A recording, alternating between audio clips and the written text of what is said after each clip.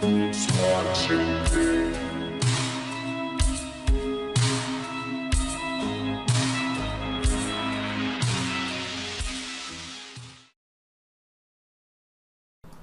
So there you are, you're cutting, you're just doing things.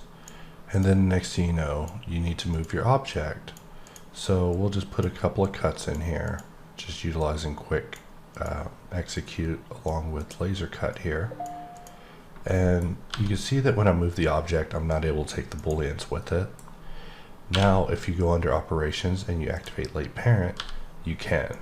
And so we can actually rotate this sideways, work on it like so, cut through this, just do what we need to do using box cutter if needed. Of course, box cutter has an option to parent the shape, but in the event that you've been working and you didn't remember to parent your shapes, you can just go under operations, LateParent, and it's got your back.